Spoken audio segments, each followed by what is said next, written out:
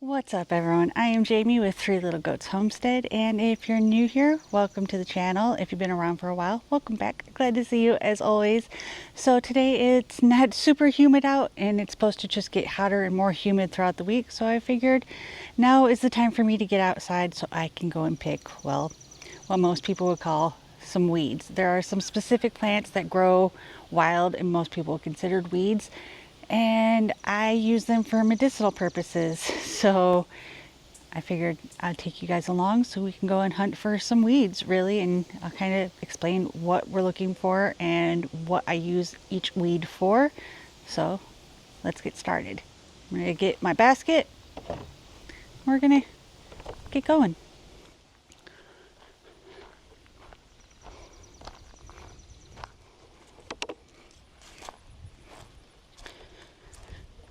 All right, so the first weed that we're really looking for is right here. So I'll bring you guys in so you can get a look at it. All right, so the first plant I'm picking today is perilla mint. It does grow pretty wild around here, and I kind of have a love-hate relationship with it. So perilla mint is edible to humans. We can eat it no problem, but it is toxic to ruminants, so we always have to make sure that our pastures are clear of it. Now, our goats and our cows don't generally eat it, but if we go into a drought or if they feel like there's nothing else really left to eat, they will nibble on it. So we always have to make sure it is out of whatever paddock the animals are in, but it has a lot of great benefits for humans. So we're gonna get some of this picked and I'll do a voiceover of what exactly it's. So perilla leaves are great actually just on their own for flavoring. A lot of Korean and Asian recipes actually include either the leaves or the oil. But perilla on its own is great for immunity. It's great to lower heart disease risk. It can help with GI issues. It can help with respiratory issues. And it's been found to help with things like mental health and depression. So it is one of the staples that I like to keep on hand. All right, so I have got my perilla, so now we're on the hunt for some more goodies.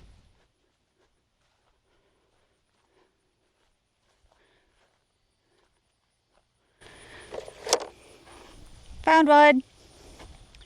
All right, so the next plant that we're going to be harvesting is mullen. Now, mullen grows wild pretty much on any back road that you have. It's great because it has a lot of good uses for respiratory ailments. We also will collect the flowers and we will use it to make a infusion for earaches as well. But today we are going to be harvesting some of the leaves so we can dry those to make tea. Now a lot of people will actually smoke this for asthma or COPD. I don't smoke it. We find that just the drinking of the tea works really great for us. But it is completely up to you. I mean, I do have a complete blog post dedicated just to this plant right here, which I will link below. So let's get some of these plants harvested.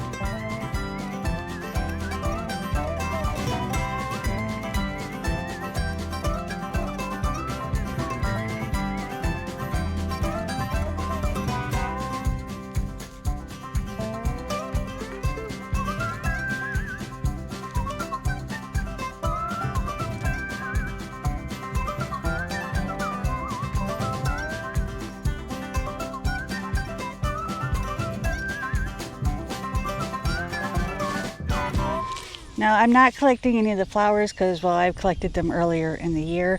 When you see a mullen that is actually blooming, that means it's in its second year. So it won't actually come back because they only grow for 2 years before they die off completely. So let's move on to the next plant. We are going to take a detour real quick. I'm not going to harvest any of this. This is actually comfrey. This is Russian comfrey that I planted here. And I have a ton of comfrey still left in my stockpile, so I'm going to leave this guy alone, and if I did want more I would actually head out to the woods because we have a ton of it growing wild in the woods, but for now I have enough, so we're going to leave it alone. Now in this same bed we have what is called mountain mint, which I also have a ton of. It's right here, and it is also great to keep on hand for a whole bunch of different reasons, and I'll list those all in the comments or up on the screen because we're going over a lot of things today. So I may just do a whole blog post about all the plants today, but just a touch point. But you can tell it is mountain mint because when you crush it, it kind of smells like mint and maybe a little bit more like thyme depending on when you harvest it. But, oh, it smells so good. And it is also great to keep on. I came back here behind the shop because I know there is one specific plant that I'm looking for that grows in abundance back here, and that is plantain. So we have a good bunch of it right over here. Some of it's been munched on, but that's okay. We'll still give it a good wash and get it in the dehydrator. So let me bring you closer. All right, so this is plantain. This one's not the prettiest, but this is one of my favorites to also keep on my stockpile because I love making balms and tallows with infused oil with plantain. So let's get these picked. All right, so I think we've got a good haul going. So usually I would freeze dry a lot of the stuff that I harvest, but today I'm just going to throw them in the dehydrator. If you don't have a dehydrator, you could do it in your oven, or you can just hang stuff to dry. We are at about 80% humidity, and I am dumping my dehumidifier in my office about 4 times a day, so not much is drying in my office. So dehydrator it is. So let's get this stuff washed.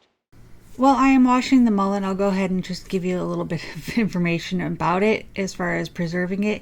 If you're going to make a tincture, you just need to wash it really well. And some people don't really they don't dry it out to make tinctures, but I prefer to just dry mine out. So if I need to make an infusion or a tincture, I have that option in the winter time. But for the mullen, when I am washing them and preparing them to preserve, I kind of get rid of all of the brown dead spots. I also remove the vein in the middle because it just doesn't dry as fast as the leaves do, and I just break them up into littler pieces so they dry a little bit quicker. And then I'm just going to use the recommended settings on my dehydrator for my plants, and I'm just going to let that run until it is completely dry. All right, y'all, so it is the next day. I've been letting all of the plants dehydrate overnight. So let's go check on them. All right. Everything is nice and crumbly and dry. The great thing, well, the cool thing about mullen is when it dries, it gets like really fluffy. So I'm going to get all these in my office so I can kind of break them down and get them packaged, and I'll be right back. All right. So I've got my plantain that I dehydrated in here. I just threw it in a food processor real quick to break it up. Usually I store them in Mylar bags. While I would love to be able to store my dry herbs in mason jars, it's just not feasible for me. They take up way too much space. So I do the Mylar bags. And it also protects them from sunlight, so it gives them a little bit more protection so they last a little bit longer. So if I'm going to store it, I'm going to store it in here. But I'm not storing this today. I'm actually going to be doing a double infusion of my oil that I already have infusing with plantain. So this guy has been sitting for about 2 weeks, and I just go in and I shake them really well every day or so. And so what we're going to do is strain this out, put some fresh ones in, and get a double infusion. So to do that, I am using my tea strainer. This thing works amazing. I still have some plantain in there. Hold please. So we're going to get this stuff out, and I think it should all fit in this mason jar.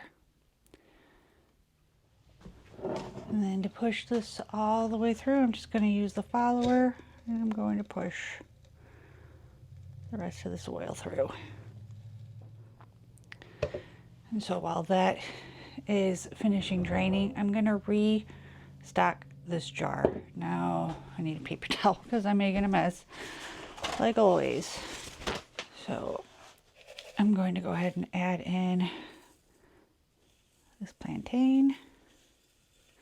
Now I used the majority of my infusion a couple weeks ago when I was making itch balm sticks, which I do have a video for if you want to check that out.